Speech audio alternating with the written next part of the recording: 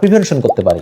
তো প্রিভেনশনের 4-5টা আমাদের কথা মনে রাখতে হবে। নাম্বার 1 হচ্ছে আমাদের পশ্চার বা দেহভঙ্গিমা ঠিক করতে হবে। আপনি যখন টাইপরাইটার করেন বা টাইপিং যারা কাজ করেন তাদের কিন্তু স্পাইন একেবারে সোজা করে বসতে হবে, বা যখন কোনো কিছু লিফট করতে যান, ওজন করতে যান, তখন কিন্তু ডিরেক্ট বসে ওজনটা ধরে দাঁড়াইতে হবে, বা উপর হয়ে বা ফরওয়ার্ড বেন্ডিং করে কিন্তু কোনো কিছু তোলা যাবে না।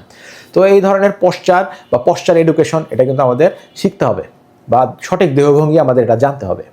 প্রিভেনশনের ক্ষেত্রে নাম্বার 2 যে পয়েন্টটা আছে সেটা হচ্ছে এক্সারসাইজ বা ব্যাক মাসলের এক্সারসাইজ বা ফিজিওথেরাপি। তো এটা কিন্তু কাজ করে।